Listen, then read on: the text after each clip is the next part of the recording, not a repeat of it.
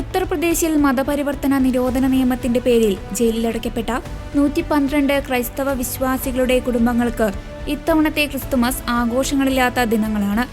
കുറ്റമൊന്നും തെളിയിക്കപ്പെടാതെ മാസങ്ങളായി അഴികൾക്കുള്ളിൽ കഴിയുന്ന തങ്ങളുടെ പ്രിയപ്പെട്ടവരെ ഓർത്ത് 100-ലധികം കുടുംബങ്ങളാണ് ഇത്തവണ ക്രിസ്തുമസ് ദിനത്തിൽ നിശബ്ദമായ പ്രാർത്ഥനകളോടെ വീടുകളിൽ കഴിയുന്നത്. യുപിയിലെ വിവിധ ജില്ലകളിൽ നിന്നായി മതപരിവർത്തനം ആരോപിച്ച് പോലീസ് കസ്റ്റഡിയിലെടുത്തവരിൽ ഭൂരിഭാഗവും സാധാരണക്കാരായ വിശ്വാസികളാണ്. സമാധാനപരമായി പ്രാർത്ഥനായോഗങ്ങൾ നടത്തിക്കൊണ്ടിരുന്നപ്പോൾ തീവ്ര ഹിന്ദുത്വ ഗ്രൂപ്പുകളുടെ പരാതിയെ തുടർന്നാണ് പലരെയും അറസ്റ്റ് ചെയ്തത്. അടുത്തിടെ യുപി സർക്കാർ മതപരിവർത്തന നിരോധന നിയമത്തിൽ കൊണ്ടുവന്ന ഭേദഗതികൾ ശിക്ഷാ നടപടികൾ കൂടുതൽ കർക്കശമാക്കുകയും ജാമ്യം ലഭിക്കുന്നത് ദുഷ്കരമാക്കുകയും ചെയ്തു.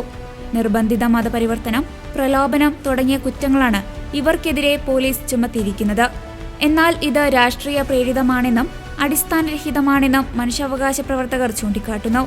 ജയിലിലായവരിൽ അധികവും കുടുംബനാഥന്മാരാണ്. ഞങ്ങളുടെ വീട്ടിൽ ഇത്തവണ നക്ഷത്രങ്ങളോ പുൽക്കൂടോ ഇല്ല. പള്ളിയിൽ പോയി പ്രാർത്ഥിക്കാൻ പോലും ഭയമാണ്. എന്റെ ഭർത്താവ് എന്ന് തിരികെ വരുമെന്ന് അറിയില്ല എന്ന് ജയിലിലടയ്ക്കപ്പെട്ട വിശ്വാസിയുടെ ഭാര്യ അന്താരാഷ്ട്ര മാധ്യമത്തോട് പറഞ്ഞു.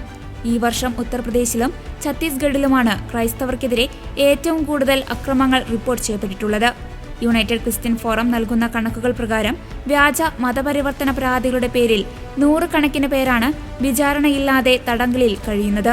ഇവരുടെ മോചനത്തിനായി നിയമ പോരാട്ടം തുടരുകയാണെങ്കിലും ഭരണകൂടത്തിന്റെ ഭാഗത്തുനിന്നുള്ള കർക്കശമായ നിലപാടുകൾ തിരിച്ചടിയാകുന്നു.